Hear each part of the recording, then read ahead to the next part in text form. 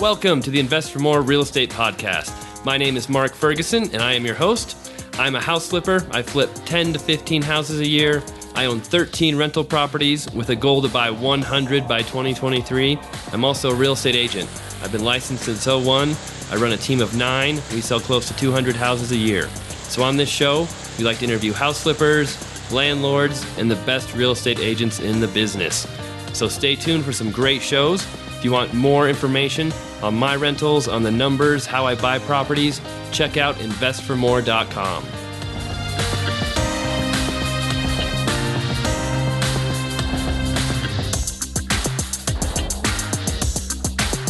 Hey everyone, it's Mark Ferguson with Invest for More. Welcome to another episode of the Invest for More Real Estate Podcast. Today I have a really cool guest on the show, Josh Elledge, who has helped me a ton with my blog, with PR, and I'm going to talk a lot about that. He's with savingsangel.com, also with upendpr.com, but he is on TV all the time, featured in many major media outlets. He's helped me be featured in MSN, Yahoo, The Washington Post, Trulia, Zillow, Time, just all over the place. And it's not just like, short little blurb about me. I had a AP photographer come take a picture of me for a featured story for The Washington Post. And that was all thanks to Josh. So we're going to talk to Josh about how he's helped me, how he can help other people looking to get PR, as well as a few other interesting things like how to save money, which is what his main or one of his first blogs was based on. And then how to help realtors get PR as well to help their business. So Josh, thank you so much for being on the show. How are you? Awesome, Mark. Thanks for having me. Yeah, nope. I appreciate you being on, and I'm excited to talk to you. We talk a lot on the phone, and I'm amazed at how much knowledge and information you have about anything marketing and internet and everything. So it's great to have you on. What I'd love to start with is if you can give us some background, tell us how you got into kind of the PR business and started your blog. How did you get started in all this? Mm-hmm. Well, a long time ago, right out of high school, I joined the United States Navy as a U.S. Navy journalist and did a lot of radio, did a lot of TV, got to work in public relations a little bit. And that was a great experience. I'm serving our country and kind of telling the story of the United States Navy. Beyond that, then I kind of followed a career in internet marketing. And at one point owned several different small businesses. Some didn't do real great. Some of them did okay. One that didn't do very great was a newspaper, a small town newspaper, which that's a hard business, but it was great experience. So that kind of added to my kind of journalism experience. And then about 10 years ago, I was working in marketing, working for a lot of attorneys or law firms, and I was involved in doing their internet marketing. And that position was kind of coming to a close.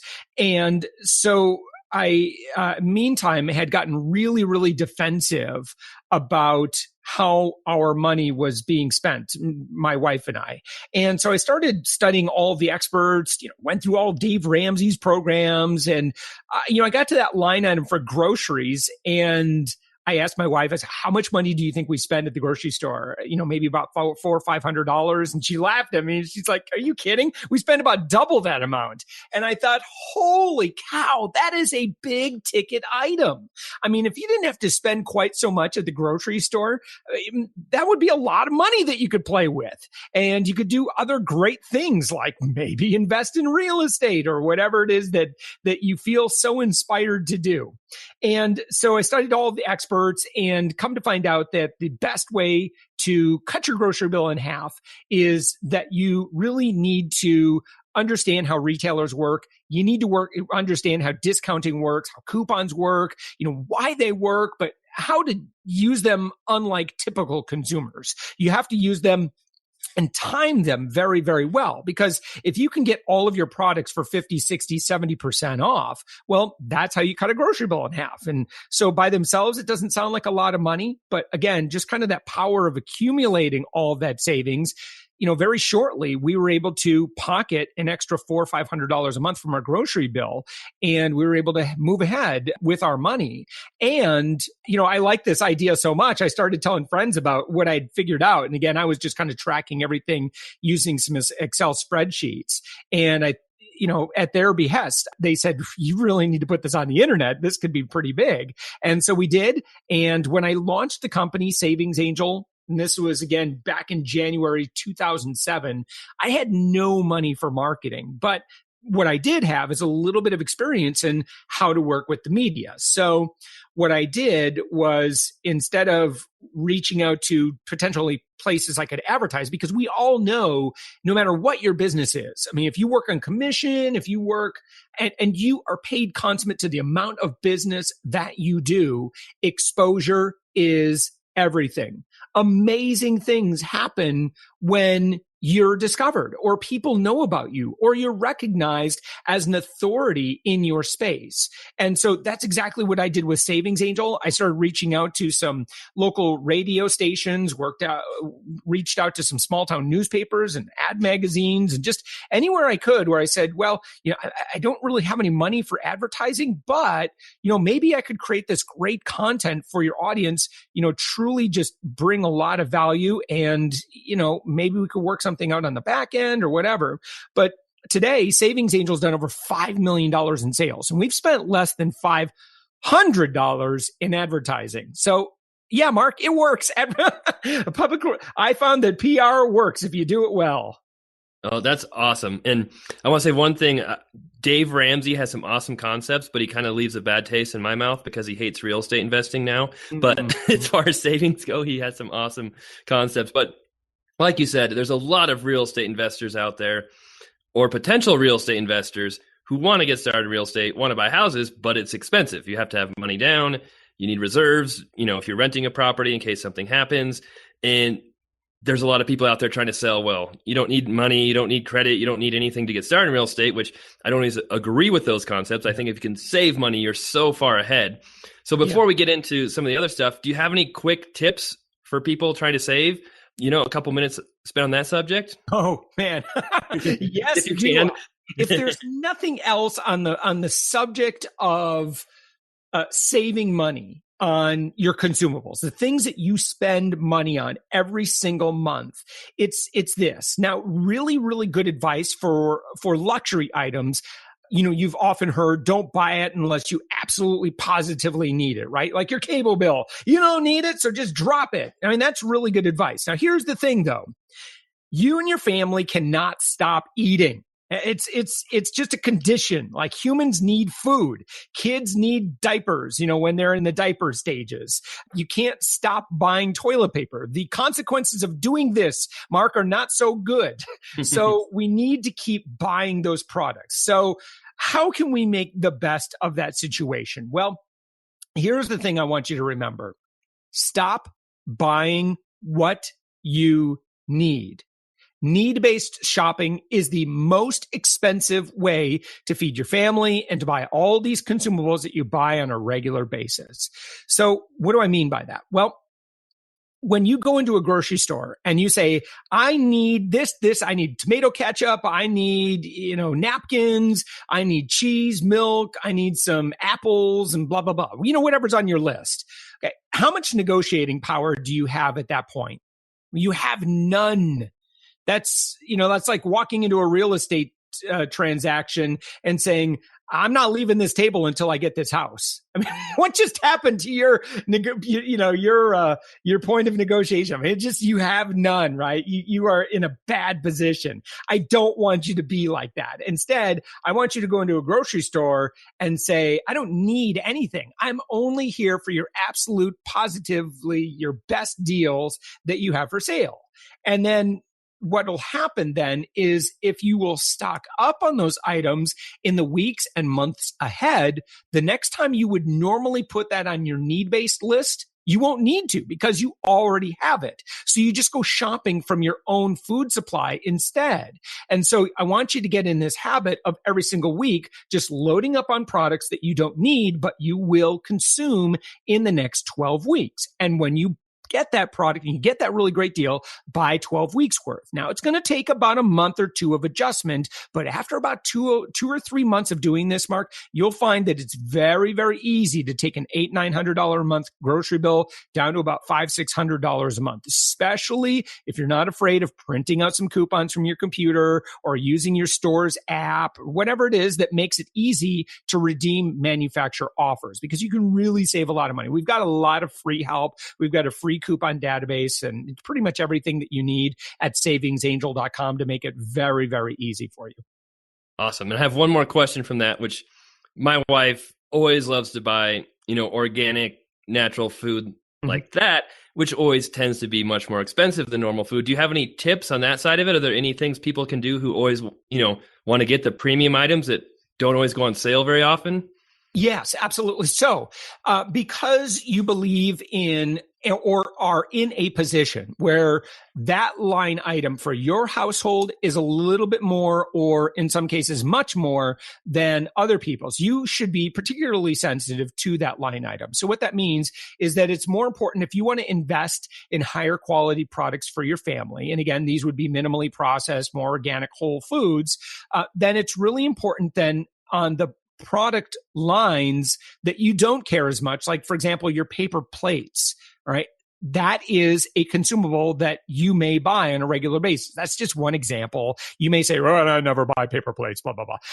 Look, I don't care. I mean, there's just stuff that you buy on a regular basis. It's really important that you identify what is what's something that you don't care about as much, and that you always make sure you take advantage of those savings when they're available so that you can take that savings. And that's, for example, there was a period in my life when I lost 60 pounds, and I did it called with the coupon diet. I mean, I essentially just took all of my savings on the things that I didn't really care about as much, like maybe, frozen vegetables, for example. I was really, really good about that. The paper products and the health and beauty products and the cleaning supplies, that sort of thing.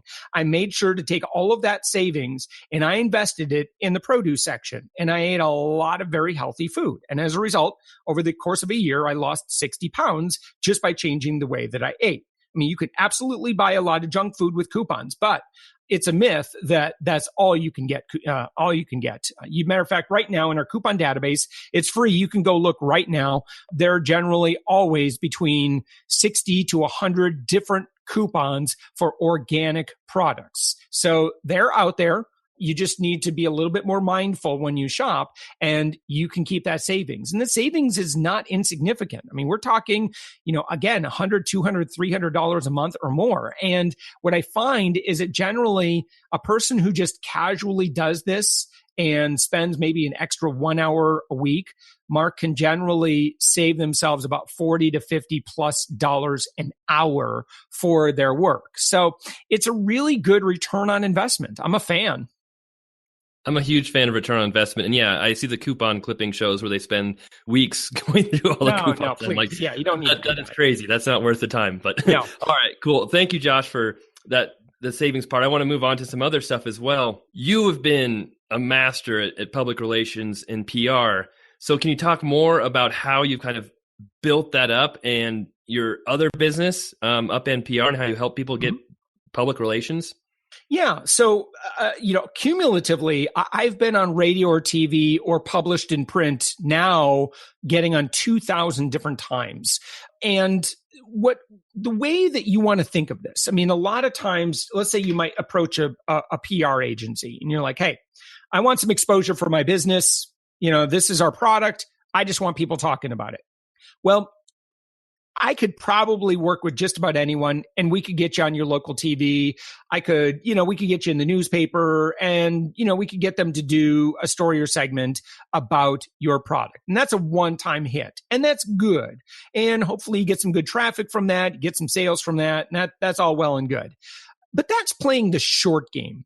I would much rather work with somebody who wants to become a thought leader for their industry.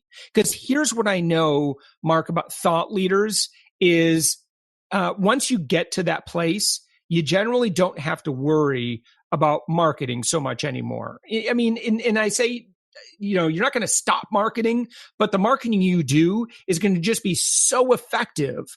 And even when you're not doing marketing, like let's say you do Facebook ads or something like that, even when you're not doing paid advertising, you're still bringing in business because you have you have other people who are responsible for audiences, and you have other journalists and influencers, and they're saying, oh, I need someone who could talk about real estate investing. Who do I go to? Oh, I go to Mark. How do I know that? Well, I just did a Google search, and this guy obviously is perceived of as an expert because the Washington Post, Trulia, Realtor.com, like all these people are talking about him. That's who I want to talk to. And so it's really, really good if you can be perceived of as an expert in your industry. You'll get lots of free advertising. So on the subject of coupons or on consumer-based stuff, and now, actually getting in the media, with just a little bit of research, you're likely to come across my name. In fact, if you Google my name, Josh Elledge, you'll see exactly what I'm talking about. I mean, it's I do a lot of media.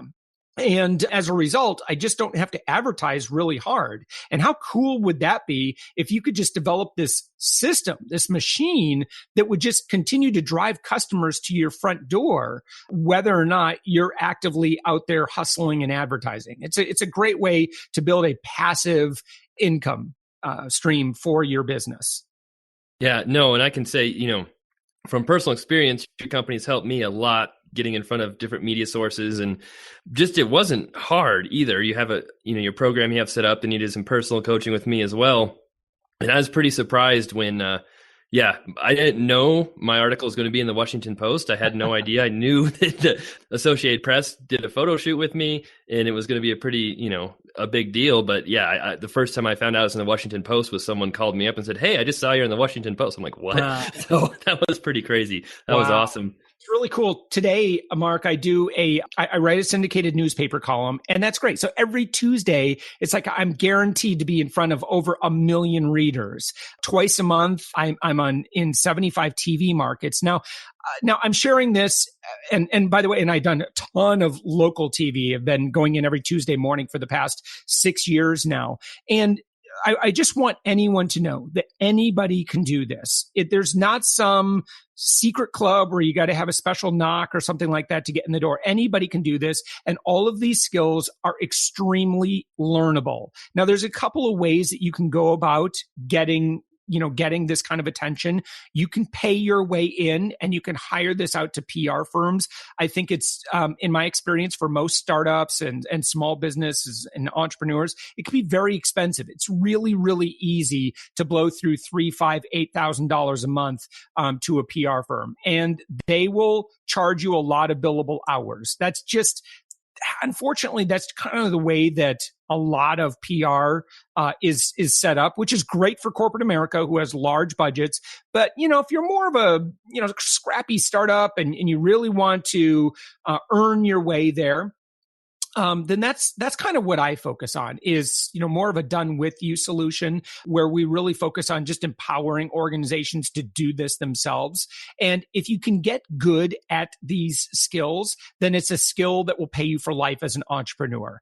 And, again, once you're perceived of as an expert in this industry, you'll just, it's a really cool position to be in. A great example would be Harry Campbell, who owns the rideshare guy. And, he's a big fan of Uber, Lyft, and that whole industry. So when we started, I said, Harry, you're sitting on a gold mine, because right now, nobody's talking about Uber and Lyft as an expert. There may be Uber and Lyft drivers out there. And of course, Uber and Lyft themselves can choose to participate, but there's nobody who's really pitching themselves as an expert for the industry. Go ahead and be that guy. And he decided to be that guy and really stepped up his media game. And within 2 months, he was able to walk away from his full-time job as an engineer in California and just pursue his passions. And now today, he does two things. He designs products and services for his audience, and he makes a very good income, and he responds to media requests. That's where I would love the person who's listening to this who really wants to attract a lot more business, I would love for them to experience that same thing, because that's what I do. I get a media request from the Chicago Tribune, and my philosophy is when you get media requests or you get journalists who are like, hey, I'm working on this story, can you help out? I pretty much like to drop everything that I'm doing and will immediately jump on that opportunity to be of service. No, that's awesome. And we were talking the other day about possibly being on the podcast, and you always ask me to refer people to you, and I kind of say, no, I don't want to, because I don't want to create more competition for myself. But you mentioned that you work with a lot of realtors and agents for creating PR for themselves, and I didn't know that. I didn't even think about that. So how can you use that PR as an agent to help your business, to help market yourself? Right. So anytime that we do PR, it is always about, and again, I'm just speaking generically, PR in the sense of I want you in front of audiences. We'll talk specifically about media placement. PR is more than that. But, specifically when it comes to media placement, the purpose here is that I want to make sure that as an agent, as someone who is rewarded, the more business that they do, that's the kind of person that I like working with. So what we want to do is we want to get your name, and we want to show your expertise and, how successful you are, your thought leadership, your subject matter expertise. I want you to be in front of audiences that have a high correlation with the kind of people that ultimately will do business with you. So so sometimes that means that you're going to be a little bit thoughtful. Well, not sometimes, you always want to be thoughtful about who you're working with. So it might be very exciting to be quoted in the Associated Press, and that's quite a feather in your cap if you are a local realtor. But in terms of, is that an outlet where you're going to have a highest number or concentration of your target clients is, well, it may or may not make sense for you to do that. It may make more sense for you to be on your local Fox affiliate or NBC affiliate or in your local business journal, or writing an article for a local real estate magazine. Really just have to do a little bit of research to find out where it makes sense for you to be spending your time. And so that's one of the main decisions that you want to make, is identifying who you want to work with and what is the value that you're going to bring, not only to that journalist or to that influencer, but also that audience. No, that makes sense. And yeah, being in the Associated Press was awesome for me, but at the same time, it didn't really bring any business my way, except that my local newspaper picked up that article as well and published it. Yeah. So that was nice. Yeah, but, right. And there's a lot, Mark, there's a lot of benefit to being in the media, aside from just the direct response that you'll get from that placement. Really, the direct response from a media placement, that's like one of I think 6 or 7 main areas of benefit. When you get media placement, it boosts you up in terms of credibility, which allows you to be seen and ushered in to larger and larger and larger media outlets. So it's really going to help you climb that ladder. If you think that you and I can get started immediately and I can get you put on the Today Show overnight, it just doesn't work that way. Producers are not going to take risks on unknown guests.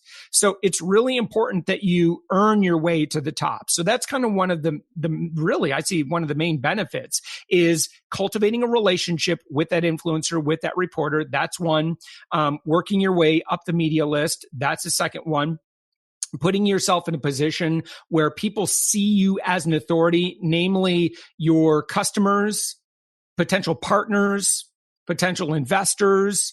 Really when they see that placement, they already knew you, and they may have not even seen that story if it weren't for you then passing it along. But when you pass that story along and you promote these appearances that you have, it just makes your audience say, wow, this person is the person in my town to work with when it comes to buying or selling a home or whatever it may be.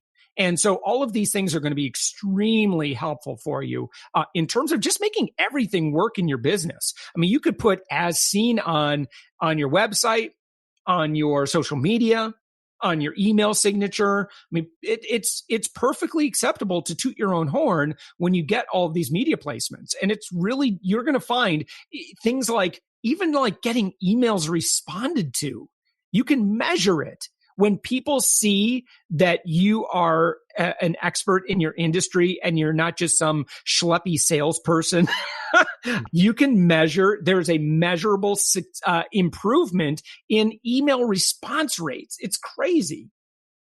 No, that's awesome. And another thing I just thought of, I don't know if you've ever done this before, but the same could probably be applied to real estate investors as well, who maybe they're trying to buy, houses that aren't for sale. And one of the biggest challenges is credibility and people knowing you're for real, a real investor. And if you have the same attributes you're just talking about, that could be very beneficial to them as well. Oh my goodness. I mean, could you imagine? I mean, I'm sure that there are these amazing opportunities that come and go, but for whatever reason, they just don't happen because someone else got cold feet or didn't trust you or someone else sold them better. But if you've got all of that third party credibility behind you, I want the person who's listening to this, I want you to get all the best deals. And if you've got all of that authority behind you, it's only going to help. No, very true. And in the real estate business, we've worked really hard to build our reputation over the years as honest, trustworthy people who do what they say. Mm-hmm. But it's taken, 10, 15 years to really solidify that business. But, having the PR and third party helps quicken that process a lot. Mm-hmm. I could see that happening. Yeah. Another thing that's kind of interesting, it's, people look at, let's say it's a real estate investor or a realtor that all of a sudden gets their own show on HGTV or something like that. How did that happen? Like, how does someone become a YouTube celebrity? Well, it doesn't happen overnight, and people don't get discovered. So if you're just hoping that you can do your job and then all of a sudden you're going to get discovered, that's not how it works. Being discovered takes a lot of work. And it's work that's absolutely worth it. But it all revolves around building your brand and networking with influencers and telling your story to large audiences. And if you continue to do that, that is how you get discovered. I want to get you in front of bigger and bigger and bigger audiences who see you. And it's just really, it's just kind of a numbers game. We just have to get you in front of enough people, and eventually the right people are going to see you. And it might be a partner that really wants to work with you. And it could be something that could be amazing for your business and income. Right. Very true. And are you familiar with Grant Cardone? Yeah, I've heard the name. Oh yeah. Yeah. I think he's become a PR genius lately. He's everywhere now. And it's just, I mean, no one knew who he was a couple of years ago, and he's kind of created himself as a household name in the real estate world, in entrepreneurial world too, just by being on podcasts, on all over the place. So it's amazing what it can do. Yeah, absolutely. So do what he does. Do what I recommend. It works. It really does. Very cool. So you help real estate agents. Maybe even you can help investors. You become an expert at savings as well. I mean, are there other, what other benefits do you see that you can help people with in the real estate world? Are there, drawing a blank here, but are there more things that you can add on to what we've talked about? Well, let's talk about, we've talked about the reason why quite a bit. Would you mind if I shared some how-tos and some kind of step-by-step, I think, the most important things that I think someone should be doing? Yes, that would be awesome. Okay, cool. So, because a lot of times people will say, well, this all sounds really great. Okay, I'm in it. And I say, okay, now go do 2 hours worth of PR. It just is a kind of a fun thing. And then I watch them panic and they say, oh, I don't know what to do. So usually most people who work in sales or entrepreneurs, if I were to tell them, go do 2 hours worth of PR, after the panic subsides, what they'll end up doing is just spamming journalists for the next for the next 90 minutes. And I could tell you that is probably the worst thing you could do. Matter of fact, I've worked with a lot of startups and business owners, and sometimes they'll respond back, well, Josh, I already did PR and it didn't work. And I asked them what they did. And sure enough, they were just spamming or they blasted out a press release. And guys, that stuff doesn't really work anymore. PR has become much more personal. And it has become that thanks to social media, which really eliminates thousands of dollars worth of billable hours, what you would normally have had to have paid a PR firm for. Now, you could do this yourself, but it's really important before you start reaching out to influencers and journalists that you work on your brand first. And this is so important. The reason why, Mark, is, and you and I have worked on this quite a bit, and you're brilliant, what you're presenting now. And it's no wonder that your success rate is so high. And so what you need to work on is when you make a pitch or when you make an offer to somebody, they are going to make a decision. And we all do this. It's kind of like when you get an email and it's unsolicited. Now, the offer doesn't sound bad. I mean, it sounds like, hey, this could probably work out in my favor here. And so then you're like, okay, well, who is this person now?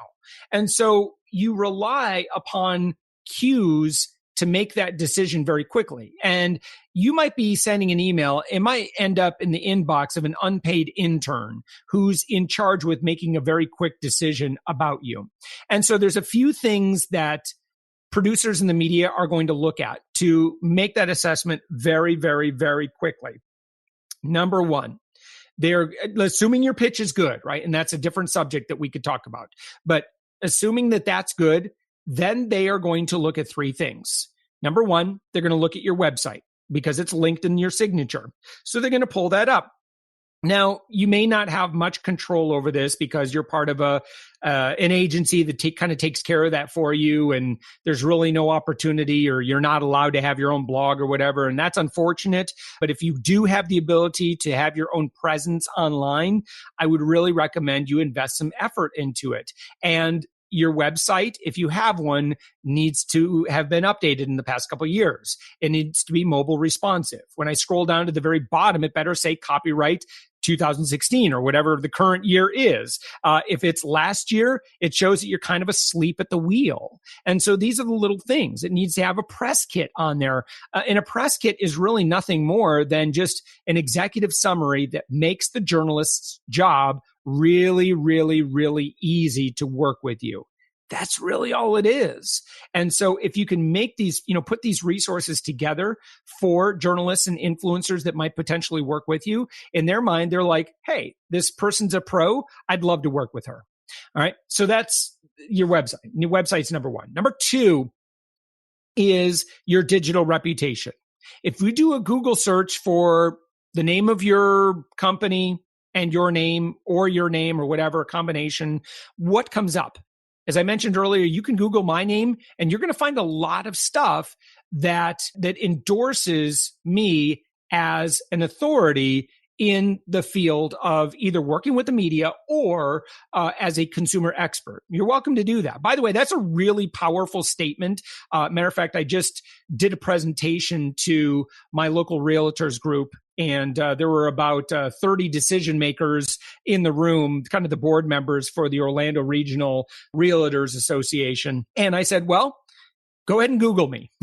And several of them did. And I was kind of watching them as I was continuing my presentation. And I could tell that they were like, okay, yeah, this guy knows his stuff. That's a really powerful statement when you can do that. So in order to improve your Google search results, your digital reputation, you just need to be out there. And don't worry about getting in the biggest media outlets. Just work with whoever you can and just serve audiences. And if you'll do that, your search results will significantly improve.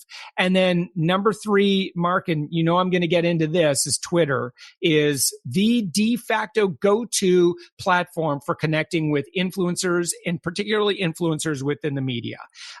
Even if you are not a big Twitter user, you don't have to be, but you at least need to build up a brand on Twitter, show some engagement, show a number of followers, and, have a good avatar, a good cover image, a good bio, and that's really going to go a long way. And by the way, I would say number two would be LinkedIn.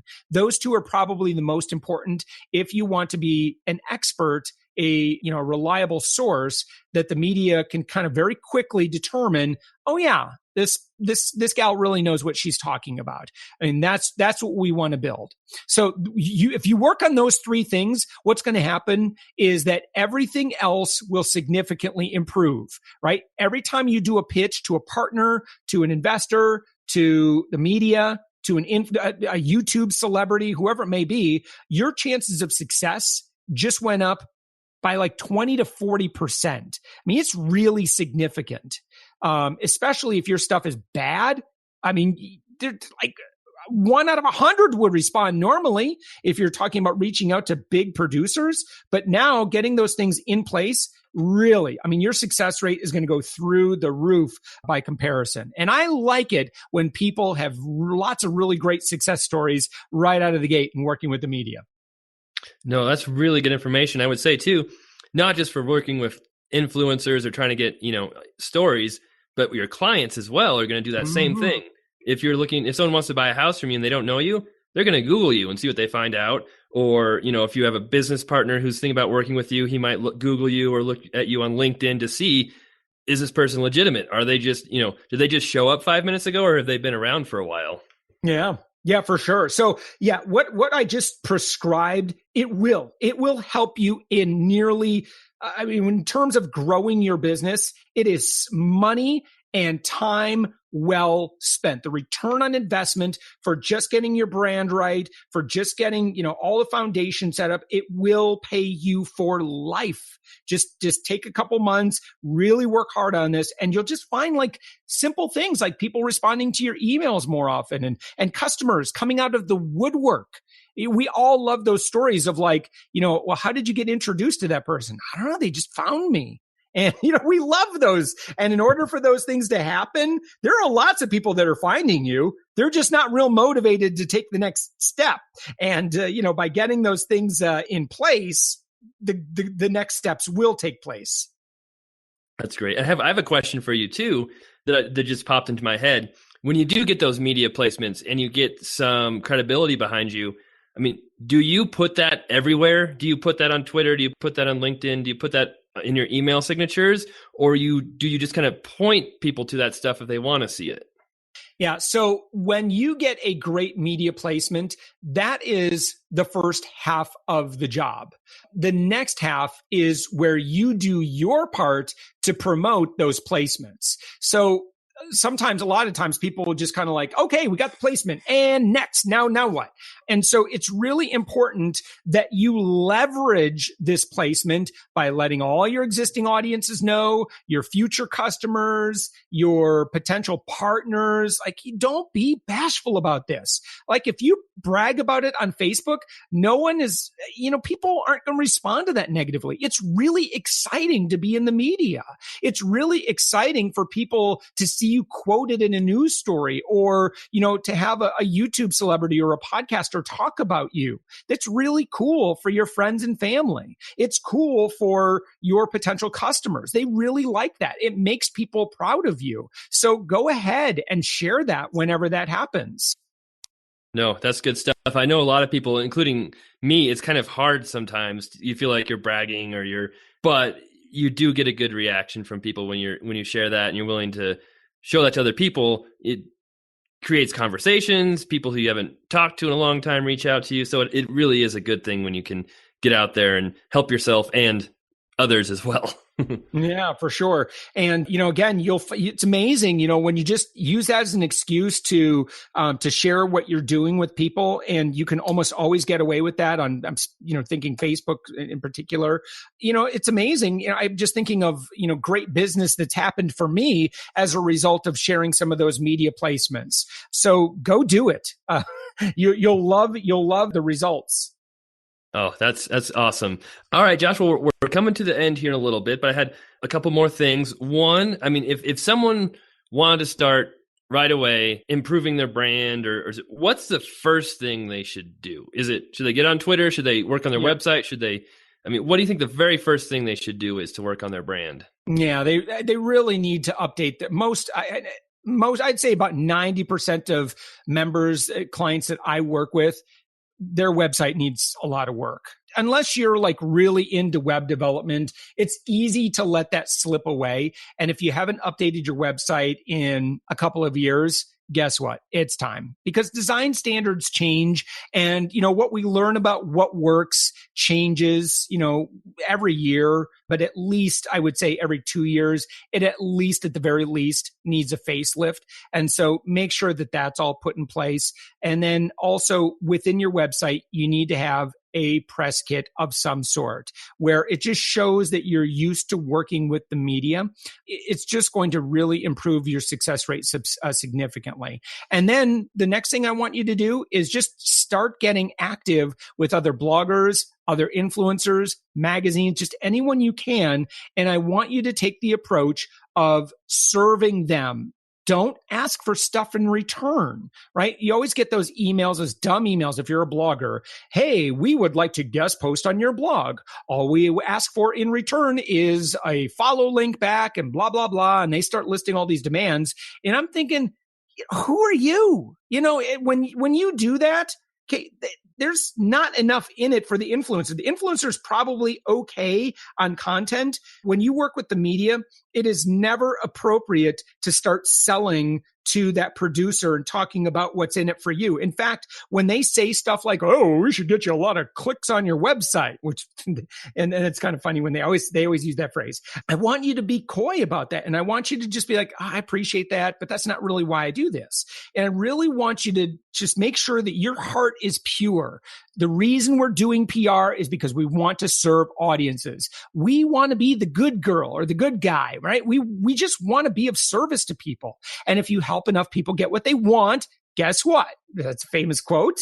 Jim Rohn or Zig Ziglar, one of the two. It's like, you'll get what you want. But again, you just have to have that mind of just serving audiences with no thought of what you'll get in return. Trust me, professionals will reciprocate. You just need to give them the space in order to do that. Yeah, great information. I can vouch for the getting requests for guest blogs on my site. And some of them you can tell are just companies who they don't even take the time to read your blog. They just say, I saw your blog in the real estate industry. Can we do? It's like a recorded message almost they're sending out. Just changed one sentence and they probably send it to 1,000 people. So exactly. Yeah, it's crazy. Awesome. Well, Josh, terrific information. If somebody wants to get in touch with you or they want to work with you, what's the best way to contact you, to reach you on your site, or how should they get a hold of you? Oh, sure. I do lots of pro bono work. I'm in the stage of my business now where it's all about leaving a legacy. So, the more people that I can help influence and serve, the better. And I've got free video workshops at my website, and that's at upendpr.com. I've got some great articles, some great videos that are really going to help you out and, really help, the next 6-12 months really up your media game and start getting a lot of exposures and a lot of traffic and a lot of new paying customers. And again, I'm passionate about this and I'm eager to hear about more stories and more businesses out there. And, gosh, if I can help make connections for you and make great things happen, I'd be honored.